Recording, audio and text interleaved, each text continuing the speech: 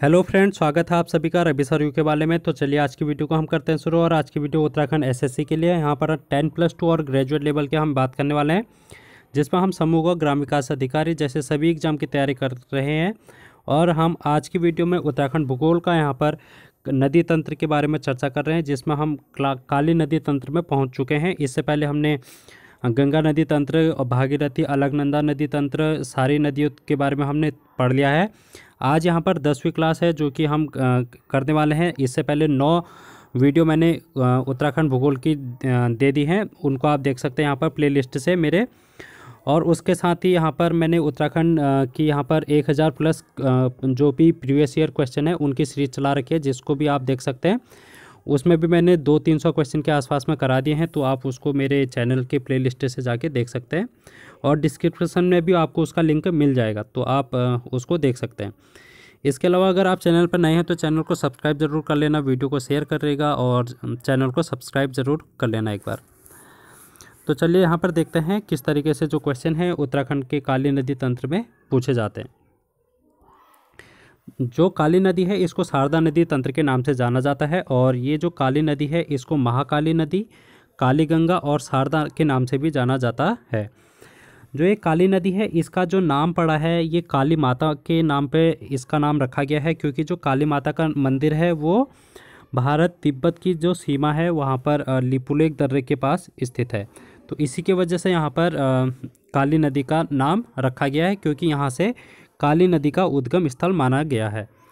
क्योंकि चलो उद्गम के बारे में अगर हम देखते हैं तो यहाँ पर जो काली नदी का उद्गम है वो लिपुलेख दर्रा जो कि पिथौरागढ़ तिब्बत सीमा पर स्थित है, वहाँ पर जो जास्कर श्रेणी है उसके पूर्वी ढाल से काला पानी नामक स्थान से इसका उद्गम माना जाता है। तो एक बार हम मैप में देख लेते हैं कि किस तरीके से यहाँ पर काला पानी कहाँ पर स्थित है। ये रहा उत्तराखंड का मैप, और यहाँ पर आप देख रहे हैं ये उत्तराखंड है और ये राइट साइड में यहाँ पर नेपाल है। तो ये जो मैंने मार्कर रखा है येलो कलर से, यहाँ पर आप देख रहे हैं ये काला पानी है। ये काला पानी नामक स्थल से यहाँ पर काली नदी का उद्गम होता है, और ये काली नदी जो है उत्तराखंड और नेपाल के बॉर्डर से प्रवाहित होती हुई यहाँ पर इस तरीके से नेपाल में पहुँच जाती है। तो ये था इसके मैप के थ्रू देखने के लिए। अब हम यहाँ पर देखेंगे थोड़ा सा और कि काली नदी के बीच में कौन कौन सी नदियाँ आके मिलती हैं, कौन सी इसके सहायक नदियाँ हैं और किस स्थल पर वो आके मिलती हैं। तो सबसे पहले आप यहाँ पर देख रहे हैं काला पानी के बाद एक गुंजी नामक स्थल पर यहाँ पर कुठियांगटी नामक एक जो नदी है, ये गुंजी नामक स्थल पर यहाँ पर काला पानी से आगे मिल जाती है। उसके बाद आप यहाँ पर देखेंगे तवा घाट नामक स्थल पर पूर्वी धौलीगंगा नदी यहाँ पर मिल जाती है, जो कि दारमा और लिस्सर 2 नदियों के संयुक्त धारा से इसका निर्माण होता है। जब ये काली नदी आगे को पहुँचती है तो जौलजीबी जो कि पिथौरागढ़ में स्थित है, यहाँ पर मेला भी लगता है, आपको पता होगा। तो जौलजीबी के पास यहाँ पर गौरीगंगा नदी आके मिल जाती है और यहाँ पर से काली नदी का निर्माण करती है। जौलजीबी से थोड़ा सा आगे और जाएंगे तो यहाँ पर आप पहुँच जाएंगे झोलाघाट। झोलाघाट में यहाँ पर नेपाल से आने वाली नदी चमेलिया नदी मिल जाती है। तो चमेलिया नदी नेपाल से आने वाली सहायक नदी है काली नदी की, ये भी आपको ध्यान में रखना है, क्योंकि इस साइड में आपको यहाँ पर नेपाल देखने को मिलेगा। ये जो नदी है पूरी ये बॉर्डर बना रही है दोनों उत्तराखंड और नेपाल के बीच में। तो चमेलिया नामक नदी यहाँ पर झोलाघाट के स्थान पर काली नदी में मिल जाती है। थोड़ा सा और आगे हम अगर पहुँचते हैं तो पंचेश्वर नामक स्थल पर पहुँचते हैं, और पंचेश्वर पर यहाँ पर आप देखेंगे यहाँ से बागेश्वर, ये है बागेश्वर, यहाँ पर ये पूरा है हमारे पास पिथौरागढ़ का एरिया ये वाला।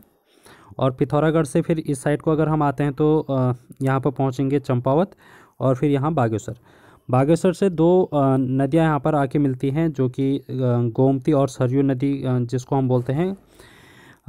तो सरयू नदी यहाँ पर पंचेश्वर नामक स्थल पर आके मिल जाती है काली नदी में।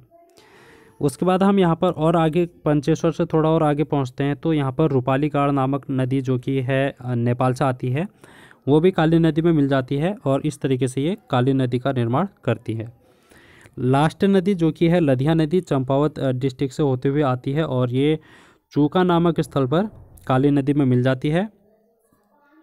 ये है उत्तराखंड की लास्ट नदी जो कि काली नदी में मिलती है, उसका नाम है लदिया नदी। उसके बाद यहाँ पर एक नदी और आती है जो कि नेपाल से है, उसका नाम है रामगुन नदी। और रामगुन नदी भी चूका नामक स्थल पर काली नदी में मिल जाती है।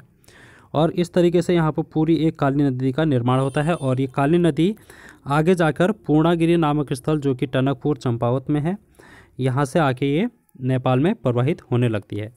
तो आपको यहाँ पर ध्यान में रखना है कि इसकी सहायक नदियाँ कौन कौन सी हैं और कौन सी नदी ऐसी सहायक है जो कि नेपाल से होकर प्रवाहित होती हैं इसमें।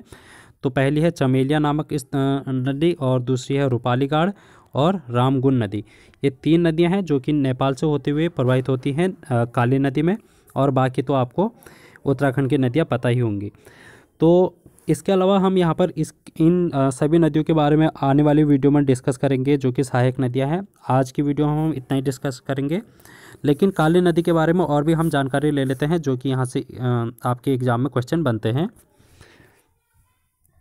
तो पिथौरागढ़ के पास यहाँ पर बलदेव मंडी नामक स्थल है जहाँ पर से ये शारदा के नाम से जानी जाती है और नेपाल में प्रवेश कर जाती है। और नेपाल में इसको शारदा और महाकाली नदी के महाकाली नाम से जाना जाता है। तो ये आपको इम्पोर्टेंट है, ये मोस्ट इम्पोर्टेंट कि शारदा और महाकाली नदी महाकाली नाम से कौन सी नदी जानी जाती है नेपाल में, तो वो है काली नदी। इसके अलावा यहाँ पर एक इम्पोर्टेंट और बात है कि स्कंद पुराण जो कि उत्तराखंड के बारे में हमको जानकारी मिलती है जहाँ से, तो उसमें भी काली नदी को यहाँ पर श्यामा नदी के नाम से पुकारा गया है। तो श्यामा नदी काली नदी को ही कहा गया है स्कंद पुराण में।